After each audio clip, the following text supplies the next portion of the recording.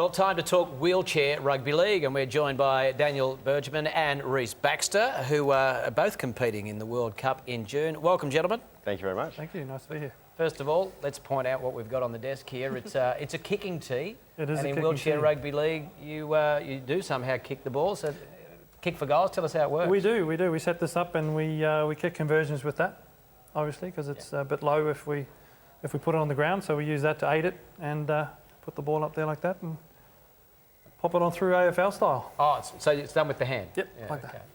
Rhys, talk us through some of the rules of wheelchair rugby league for those that aren't so familiar with the game. Sure thing. Most of the rules are pretty similar to normal rugby league in the fact that it's 6 tackles, you go through, as soon as you tackle, you've got to play the ball. Slight adaptations in the fact that we use more Oztag style tags, so you've actually got to rip the tag off the player to actually count as a tackle. And once that's been taken off, you've got to replace your tag and then you can play the ball. Rhys, the situation with who can play, there's 5 on the field at a time, right? 5 against 5, Yep. and 2 can be able-bodied, is that correct? That's right. So you need to have at least 3 wheelchair athletes or Yep. someone with a disability. Yep. And they do range, so lots of different disabilities. Daniel, we're just taking a look at this vision here. I've just seen a couple of players go over in their chairs. How rough and physical does the game get? I think that's one of the plus sides to the game. It does get very physical. If you make contact with someone at high speed, you do end up on the ground, and that's one of the pluses to the game for me. And Dan, you're an able-bodied participant? No, I'm actually disabled from the knee down. I'm a walking paraplegic. Yeah, okay, but in the chair, it's different. I mean, do you normally get around in a wheelchair? Because you've walked in here tonight. No, I play sport in a wheelchair because of my disability.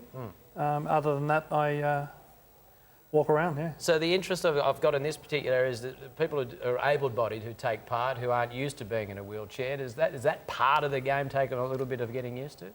I think for them it does. I think for them it does. There's a skill factor in controlling the chair whilst you've got speed going, and whilst you're playing the ball. So it's and the actual speed of not being used to pushing a chair day to day, can definitely be a factor.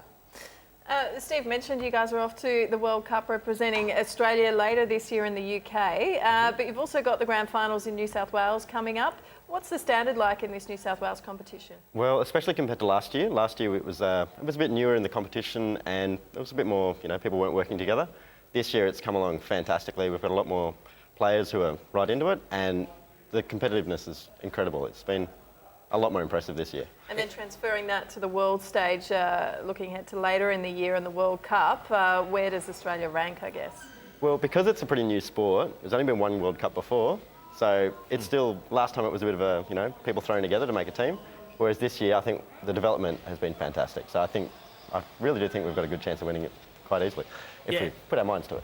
It's certainly grown very fast, hasn't it, the sport in this country in the last few years, and the situation now, if you've got a full-time professional coach and a full-time professional trainer, and there's a real professional approach being taken to the World Cup. So it is a bit unknown, but you're going in very confident you can take it and bring home glory for us, yes? Yep, I definitely think we can. What do you, Daniel? Oh, absolutely. Absolutely. We've got, till the beginning of June to train, and train hard we will.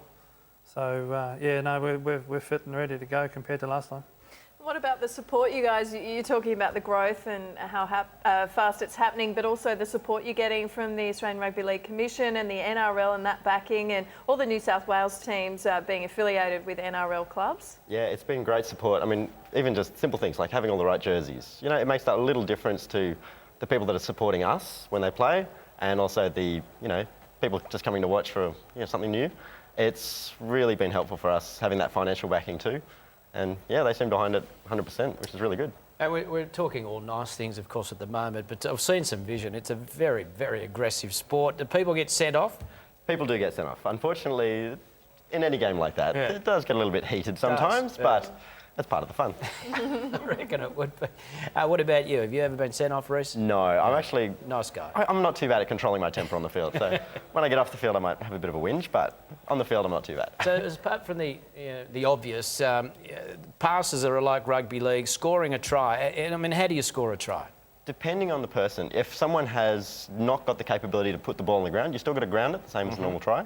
But if someone might be quite a high disability where they might not have the ability to bend over all the way to put it on the ground, there's adaptations where they can just tap it on their chair and things like that. So it's it can adapt to anyone.